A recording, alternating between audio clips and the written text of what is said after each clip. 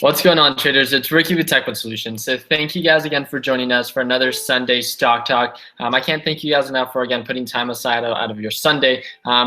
Pretty much for those that are joining us for the first time, this group is TechWit Solutions. We're sitting a little bit over 12,500 members now worldwide, with both experienced and beginners. And the thing that we do best is share best practices and share mistakes in effort to promote growth. Right? The link is provided for you down below if you guys want to join us. It is a free networking group. Once you get accepted to the top pinned post, once you get accepted to the Facebook platform, on the top pinned post, there is the group chat and the group chat rules. So make sure that you read over that and then you join the group chats, the ones that best fit your needs, or all of them, whatever it is that you want to be a part of. But the thing that separates us to any other networking group is that you really see us being more of a team rather than a single individual trying to make as much money as we can, right? We're here to help one another out, especially for those that are just joining in the sense of the team.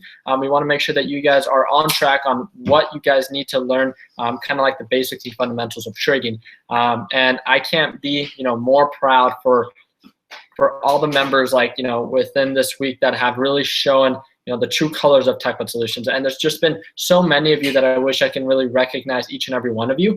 But pretty much you guys going out of your way while you guys are trading and answering people questions.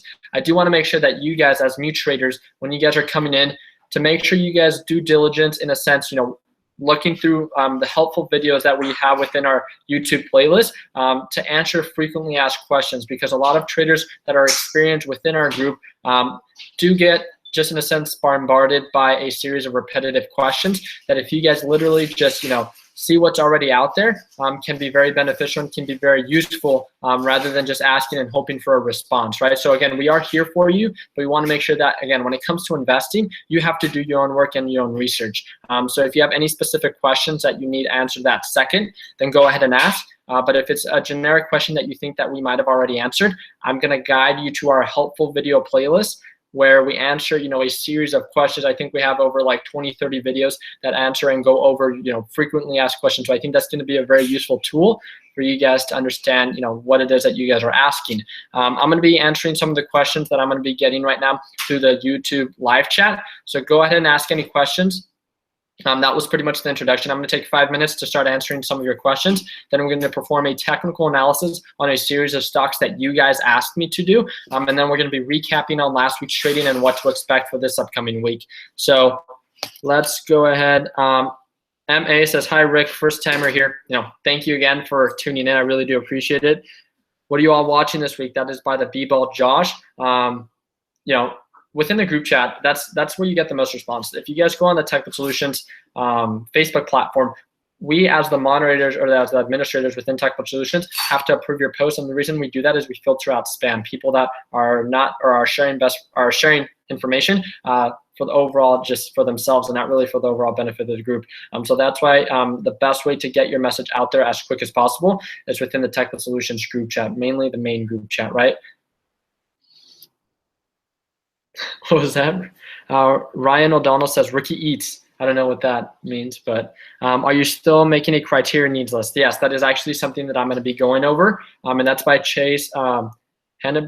I'm so sorry that if I chopped up your last name, but pretty much this needs list that he's talking about is, I think, one of the videos that I enjoyed making the most. And if you guys don't know what it is that I'm talking about, that video I made about 1 day ago, and it's finding the best penny stocks. And what I talk about is, the whole reason we're trading and the whole reason we're networking, right? If everyone knew, how to trade penny stocks, then this group wouldn't be useful. So that was probably one of the funnest and most informative videos that I think I've made, because it really talks about the importance of how to trade stocks, not the whole mechanics of it, but really, having a criteria list, a needs list, right? That every stock must meet before actually qualifying it as a stock that you're going to choose to invest your hard-earned money for. And I think filtering out a series of stocks that meet that criteria is going to give you an overall better understanding and overall better confidence when jumping into a stock that, look, there's this criteria that this stock specifically met. It has a higher probability than any random stock than just choosing to go in, because I understand the potential and I understand the risk, and it makes sense to me as an investor, and that's what's going to lead to your success.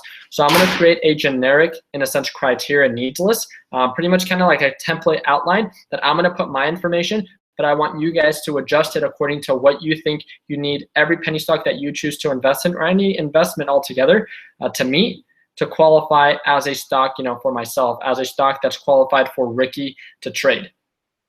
Right? And I think by creating that and by sharing all these, criteria and all these needs lists can give, both new and experienced members different insight on how to be successful when it comes to trading, and getting a better understanding on how to identify, good stocks. Guys, all right, I do want to make sure I answer as many questions as I can, but there's also a good amount of them. So it's like, what's the best app to check current stocks? I wouldn't necessarily say that there's an app. It really comes down to you performing technical analysis and identifying potential. And that's by John Chandler. He's the one that asked the question.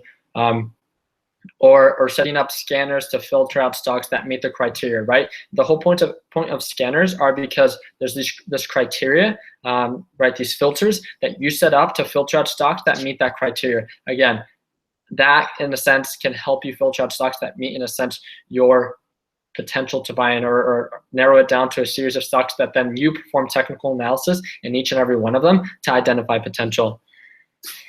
Are you and should you do any swing trades for the challenge, such as JNUG on the is more stable? I don't know if that really made sense. Joshua Edwards, it says, maybe I read that wrong, but pretty much I think he's asking me, on my TechBot Solutions, the $1,000 challenge that we're performing, am I going to be doing any swing trades? I really want to focus on day trades only. And the reason I say that, it's because when you swing trade, especially when it comes to this compounding interest, although some swing trades might be in a sense, safe, in the long run for this compounding interest challenge of $1,000 to $20,000 that we're going to be doing, I really don't think, going outside our limits or outside our rules, right, for not holding a penny stock overnight, regardless of what it is. This is a $1,000, in a sense, penny stock day trading challenge. So I think it's best to not hold any, penny stock overnight, because then we're breaking one of our rules, and that means, being able to control the amount of money we lose. Because if it closes, at $10 and it's a stable stock, for whatever reason, if the Q2 report comes out and it's a horrible Q2 report,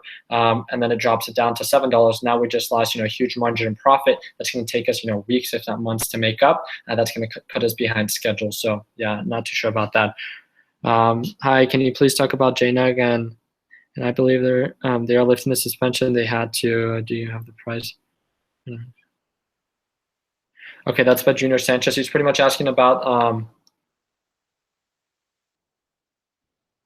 I'm not sure if you're talking about the restriction that they had on my account. I did get that lifted. And then talking about JNUG, that's one I'm definitely going to perform a technical analysis on once we do our technical analysis all the time.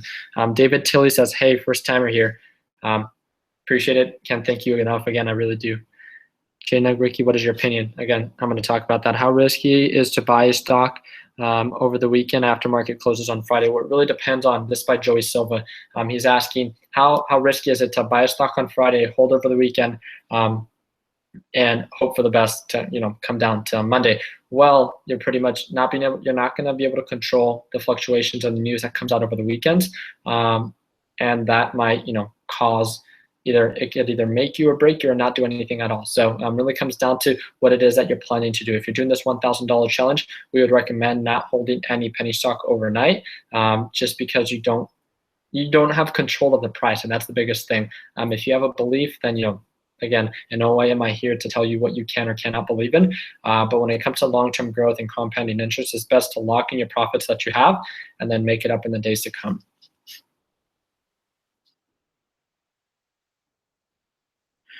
This is a pretty good question. Gio Barajas says, Ricky, would watching the FDA drug approval calendar be a good way to gauge a pharmaceutical stock uptick? I definitely think so. Again, these pharmaceutical, in a sense, stocks are based on their FDA approvals, and we've seen these stocks sometimes go from $3 to $6 to $9 with FDA approval. So if you're knowledgeable, again, the more you know, the better that you'll do. If you're more knowledgeable in what you're choosing to invest in, regardless if it's penny stocks or day trades, let's say you focus on penny stocks and you're a day trader, right? That day trades all the time, but then you have one specific niche that you specialize on. Let's say for whatever reason that's pharmaceutical. Focusing and being more aware of that specific market is only going to lead to more success because you're more knowledgeable. And I highly encourage you. There's nothing wrong with day trading in different markets, but if you can become an expert in a specific market or sector, then that's going to lead to success. That when everything else is going bad, at least you have always your go-tos when it comes to trading. And I definitely think that Gio Barajas, if you have that pharmaceutical FDA approval calendar, share it in the TechBud Solutions platform, and I'd love to be able to share that with every single member within TechBud Solutions, because I think that's a great resource for everyone to stay up to date on what might be popping or dropping, right? So that sounds funny. But yeah, I think that's great. So Ricky, I noticed in some of your videos earlier, you were trading stocks with low volume, and you were trading a little bit under $1 often. Were you successful in that? Yes.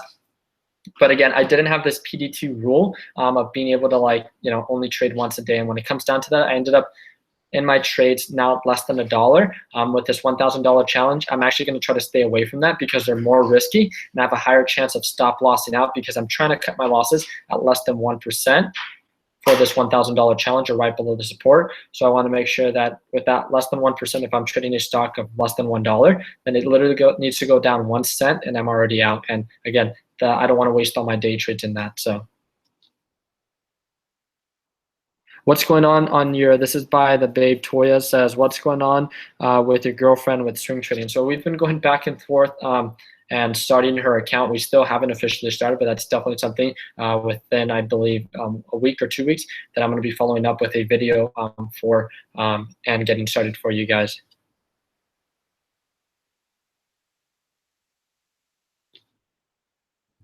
My watch list did the opposite of what I intended. This is Bobby Dank. Says, Ricky, I had 2 green day trades with a $500 account. Watch all my profits disappear by Wednesday. So I'm guessing you had 2 good days, Monday, Tuesday, and then 1 bad day, Wednesday. My watch list did the opposite of what I intended.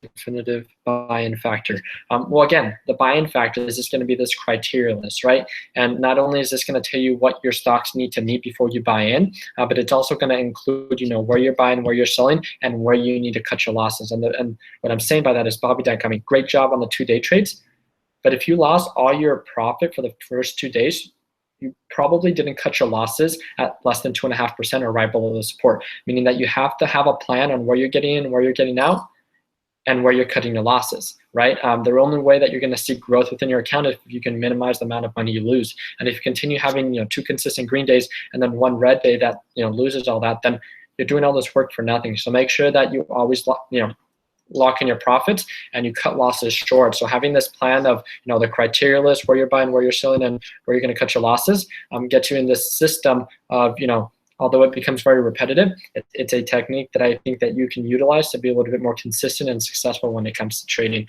So that was a really good question. All right.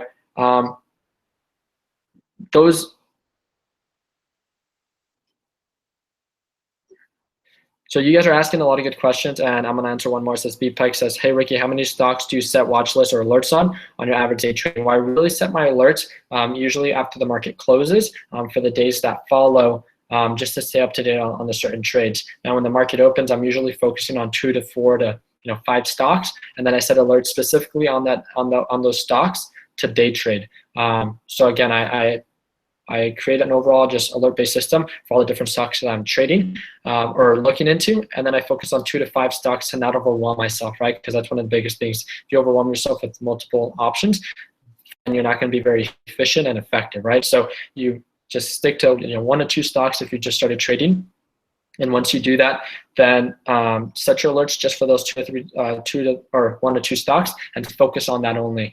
And only trade when it meets your criteria list and it is in your buy, support, and sell resistance, and then cut losses if you need to. All right, so I'm done answering the questions as of now. So I do appreciate all you guys putting all those questions out there, but I want to make sure that we stay on track for this Sunday Stock Talk. B Pike says, thank you, Ricky. Of course, thank you again for asking. But pretty much before I perform the technical analysis, I'm actually going to do that at the end. I want to talk about last week's trading. Last week for our first week of $1,000 challenge, it was ridiculous with my, if you guys, again, I don't want to go too into it because I talked about in my daily recap. Pretty much, last week in trading, it was our first week for the $1,000 challenge, and my account was restricted. So for the first 3 days, I wasn't able to day trade based on the restriction that Robinhood put on my account. And then on the fourth day, I really felt like I was pushing stocks to trade and chasing stocks, and you definitely don't want to do that. And I was like, wow, like, look, I have these certain day trades. I don't want to start, in a sense, or sharing these bad best practices with you guys. So what did I do? I really just took a step back and tried to assist you, all of you guys, as much as I could with answering your guys' question, because I really didn't feel like I was there. There was someone within our group chat today, and I believe her name was Dee, that really sent out a message that I think was very, very informative and very useful for a lot of our members. I don't think I'm going to be able to pull it out just because hundreds of messages we get every single day. But pretty much I do want to give a shout out to them. I want you guys to scroll up. It was a pretty decent sized message.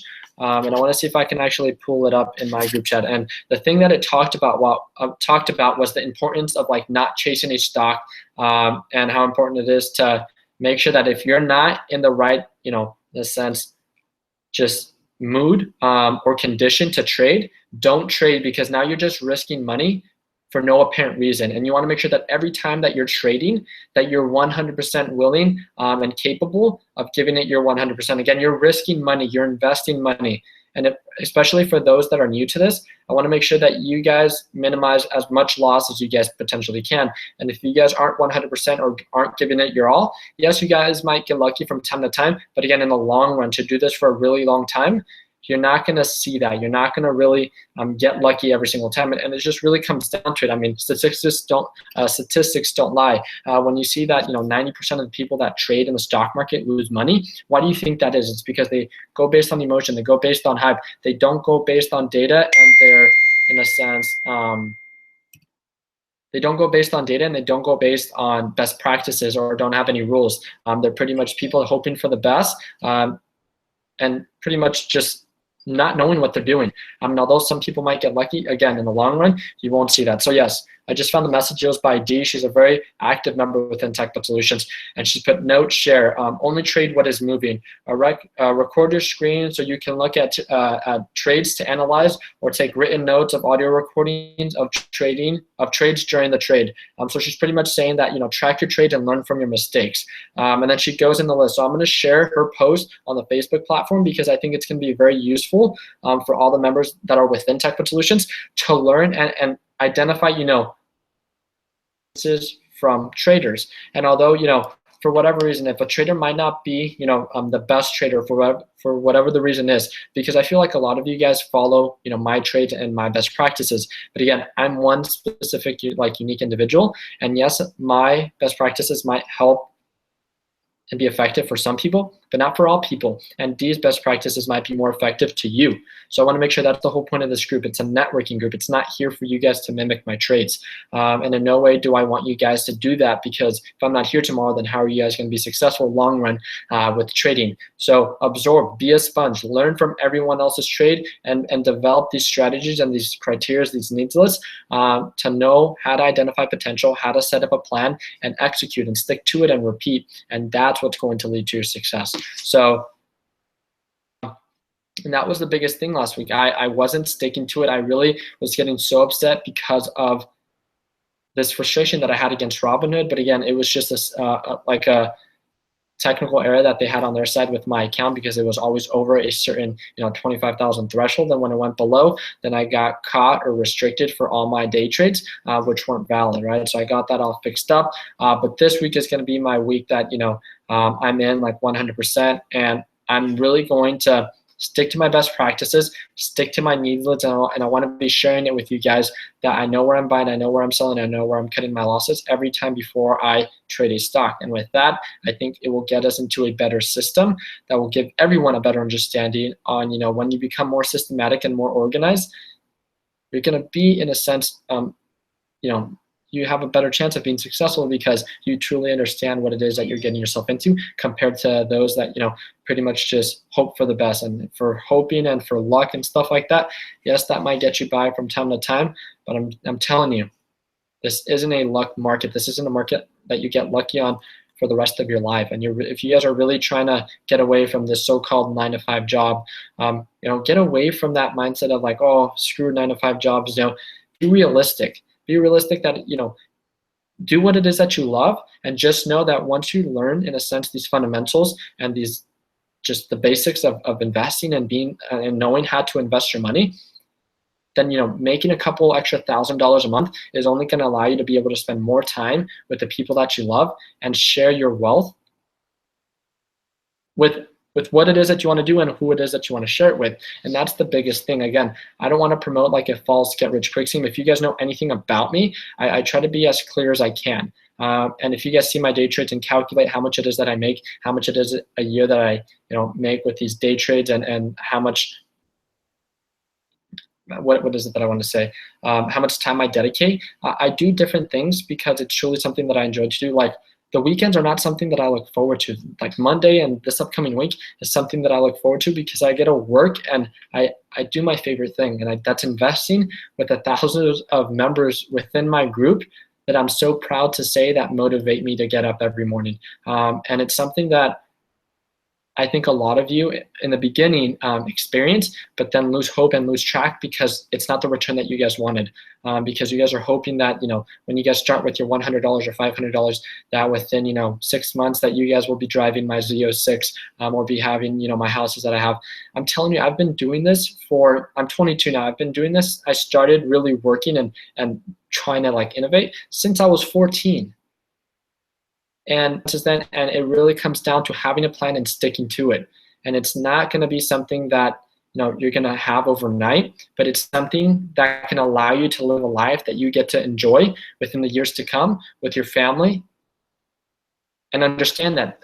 Make sure if you don't see this to make sense to you, or if you don't see that like possible life for you guys, then I don't think you guys should be investing or should be in this group, right? And the reason I say that is because if you guys don't see yourself in the long run being able to live like I don't want to say financially free life, but just a financially stable life, not having to live paycheck to paycheck, because you guys are educated and knowledgeable about investing and where to put your money, and you guys become just money smart and seeing this compounding interest and being able to make a couple extra $100 a day is really what's going to separate you guys from the average American or the average individual. And that's really just it. I want to be as clear as I can, and I want to help you guys out. I want to make sure that you guys all can live this life that that you guys want, but it's all different for everyone else. And that's definitely something that I want to talk about like how do you identify success and how do you identify being happy. And there's different stages of that, and there's different, I think, ways people express that. And in no way does that mean being, wealthy mean that you're going to be happy. And I think, doing what you love is what really is going to help you thrive in life. And lucky for me, like I love trading and I love working with you guys. And I think that's why, not with the amount of money I make, right, with day trading, because that's not really success. My success is really, I think, the feedback that I receive from numerous, if not hundreds of members within TechPut Solutions that message me and tell me how I've been able to have an impact, a positive impact within their life, and that's what helps me get up in the morning, and that's what motivates me to work, in a sense, the so-called 9 to 5, and work my 5 to 12 on top of that. And it's because I have so many people that I have to work for, and it's something that I really love. I'm sorry, I really didn't mean to get off in this tangent of that. So it looks like your guys' comments are pretty supportive. David Blaney says, Ricky, when are those t-shirts TechBuds coming out? That's something that I'll talk about within the next couple of weeks. I do want to introduce you guys to the guy that actually made the t-shirts. Sergio, do you want to get up real quick? Sergio, you want to demo the t-shirt real quick? He's actually taking a nap right now. So we'll go ahead and leave him, but he has the black and white one, and obviously he's a lot more fitted than I am, so it looks a lot better on him. But yeah, that's something that we'll talk about later. So Bobby Shaw says you're an inspiration. I appreciate it. I can't thank you guys enough. And again, as cliche as it might sound, it's definitely it's something that if anyone knows me personally, it's something that I can't really fathom to understand, like how this group is and how like really in the long run, like the people that are in technical solutions, their intentions and stuff like that, and it's not about the money. It's not about the growth of the followers. It's about the effect, the positive effect that we're having in people's lives, right? And connecting people, and this whole platform that I think is really going to be the difference, and kind of this breaking point of penny stocks or investing being this gray area. I want it to be as clear as possible, but that means that we have to break down these barriers of manipulation, and not always wanting to ask questions because it might be frowned upon. It's what we do best. It's, we share mistakes and share best practices in an effort to promote growth. So let's go ahead and get started. So I'm going to start performing technical analysis. I'm going to do 5. I already have JNUG, so go ahead and give me 4 stocks that you guys want me to perform technical analysis on, and go. I'm going to pull up my TD Ameritrade Thinkorswim platform while I do this. And go ahead and start putting some, okay, so we have, I'm going to start writing these down because I always mess up on the ticker symbols that you guys want me to trade. So AUPH is going to be one, JNUG is going to be one. JNUG is an ETF, so I'm not going to do JDST or NEGT since those are pretty much inverse or identical ETFs. My goodness. SNGX is one that I'll do. So good one. JDST, Eric, that's one that's pretty much identical to JNUG. So whatever we say about JNUG, it's pretty much going to be the inverse of that.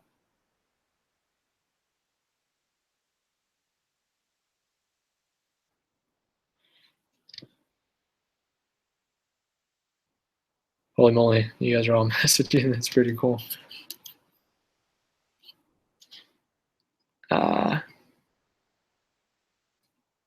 Trying to see which one's the most popular one, and you guys are all over the place.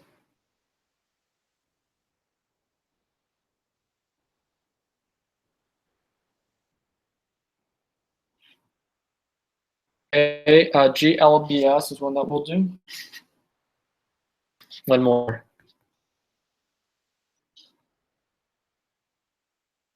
XG. I'm sorry if I didn't get to yours, but these are ones that we're going to perform technical analysis on. So it's AUPH, JNUG, SNGX, JLBS, and IDXG. The gold ETF, so that's going to be a good one for you guys. My system is still trying to pull it up, so we'll go ahead and still wait on that. AUPH is one that we've been trading before. SNGX was actually one that was in one of my screeners within TD Ameritrade, so that should be a good one. GLBS is one that I've been hearing a lot about. And IDXG is one that I think should be pretty good. Let's just give it a couple minutes, a couple seconds. I'm just logging in right now. I can start sharing my screen. And this upcoming week, I'm going to do a video how you guys access to this live platform of Thinkorswim, which is one that I've been doing my $1,000 challenge recap videos on. And that's a huge shout out to my buddy Barry, the one that showed me how I can download it on my MacBook, which was one of the biggest obstacles that I encountered. So for all those with MacBooks or all those with PCs, you guys will have access to live quote systems on your PCs or on your MacBooks, and still be able to use the Robinhood application or whatever it is, the brokerage company that you use. But now you'll have real-time quotes that are accurate, to read when it comes to the candlesticks, and different indicators to identify better buying support and resistance. And then you have your phone to execute on separately. So I think it's going to be a very useful tool for you guys. So wait up for this upcoming week for that video. So that should be pretty sweet. So I'm going to start typing this. Wow, it's actually one that both JLBS was one that I guess I was looking at. JNUG is already up. So I'm going to start with JNUG and work my way down the list.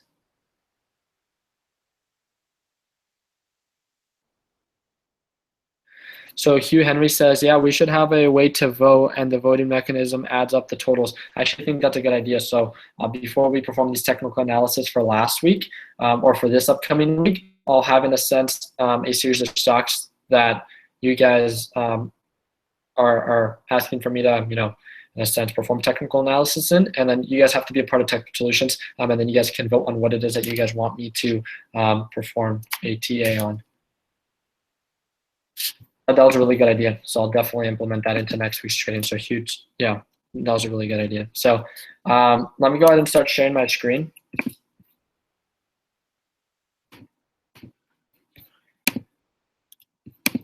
All right, so here we have it. Again, this is the TD Ameritrade Think or Swim. This is the RSI indicator that really helps me identify a better buy-in and sell point. So again, when they get closer to the 30 RSI, that's a better buy-in point. 70 RSI is a better sell point. I made a video explaining this a little bit better, so that's under my helpful video playlist.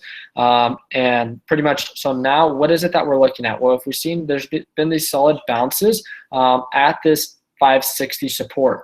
And if you can see a bounce from 560, 580, that's one that we identified during Friday. But now what's to come? Well, it's been on a consistent downward trend, right? If you look at just JNUG altogether within the past 10 days, it's been on a consistent downward trend. So when is it going to stop? Well, it had this huge dip really when it actually stopped, and it nearly hit this, 560 support. It came back up, and I really thought it was going to make its way up. It hit highs of about 610, and then it slowly started creating this downward staircase. Now it's pretty much plateaued at this 560 support, and I really want it to make its way up. But is it going to?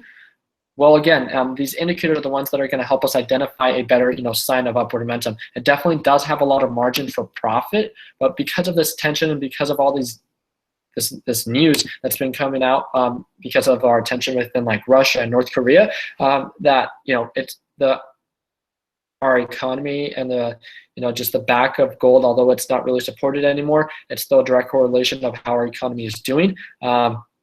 Overall, I mean, as you can see from a couple days ago, being at highs of 760, now at 560, really has a lot of margin profit to make up. So I think one of these days when news comes out that it's going to be either a make it or break it for JNUG. I really see it either start staircasing up, shooting up when news comes out, or really start just dropping below the support of 560. So overall, it's just been something that I'm going to be watching closely with my different indicators. But as you guys can tell, again, perform your own technical analysis.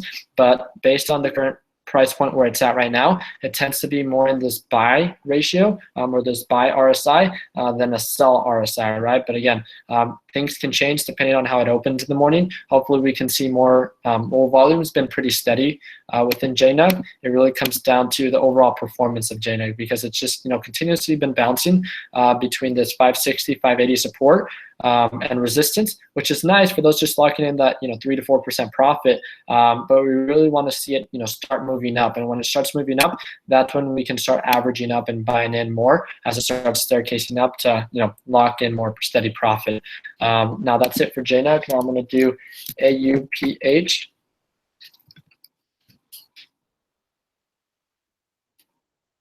Alrighty, so AUPH was one that actually came out of obviously one of our screeners because of this huge just pop that it had during aftermarket hours, and then after it opened, I believe this was on Friday, had another huge pop to highs of 786, but now it's showing signs of a downward trend. It shows to have a support here around $7. And then a resistance right around 720. So just think about it. Is this risk from $7 to 720 risk worth the risk when the potential for loss is from $7 to 680? And just to take into consideration, if you're doing this $1,000 challenge, you're also losing a day trade. Obviously $7 isn't a bad buy point, especially because of this RSI indicator that it's showing. And you can see during these pops, once it hits its peak, the RSI indicator obviously shows that it's overbought, meaning that it's a good sell point right now.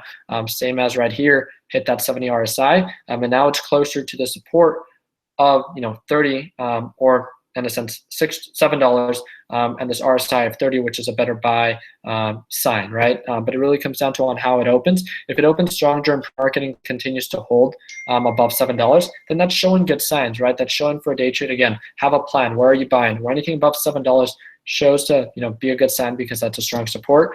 720 is in a sense a resistance that it was hitting on Friday, not being able to make its way back up, but maybe we can see more volume on this on Monday and be able to lock in a little bit more profit. But realistically, does it have 10% profit margins? Well, yes, because it came down from $7.80 to $7 within 1 day. So if you're trying to day trade, yes, it does. But it also has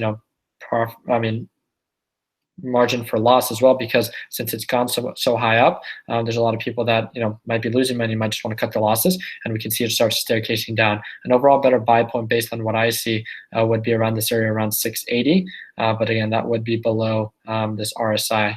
So again, just take that into consideration. So now our next one is going to be SNGX. And this is one that has had steady bounces here at 350. It's closer to this RSI of 70. And I can put the EMA indicator to see where it's at, showing signs of upward momentum. But realistically, because of these pops that it's been having from the support at around 350, resistance at around 420, again, coming back down and then doing the same, bounce, right, around 350 and resistance at $4. Based on those trends, a better buy point would be around this 350. Resistance would be around, 420. So I'm guessing that's where the RSI is at. So realistically, is it in a buy, target price? Well, not really, because all these different indicators are showing you that it's closer to being overbought than oversold. So I'd be patient, set your alerts as it starts staircasing down and see if you can catch it at the bounce at 350. Again, don't just buy in at 350. Make sure that you're buying a stock on the way up. So, if it goes from 350 and starts slowly staircasing up, 355 or 360 is a good indicator after the bounce that it's showing signs of upward momentum, and you can lock in the profit and sell around $4 or $4.20, whatever you justify as a good sell point. So yeah.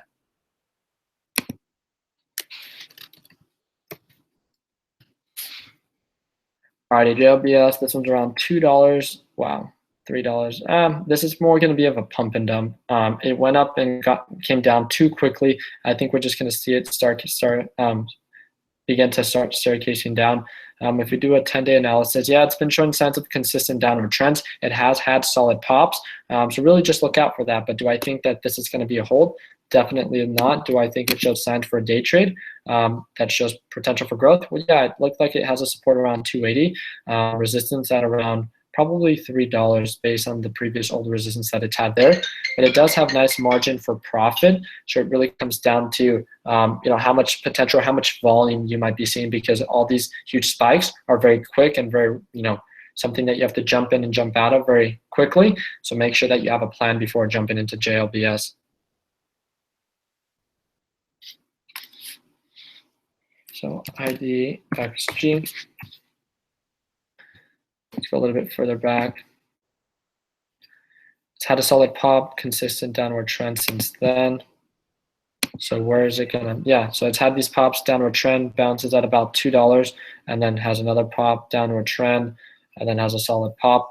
So when looking at this one, it looks like $2 is a stronger support. Did have a nice little bounce at 230, but the RSI, it's kind of in between. So probably when it gets closer to this 230 support is where it's showing that it's closer to this 30 RSI. So this RSI was around, what was it, 34? So nothing bad, and right now it hit its peak around almost 240.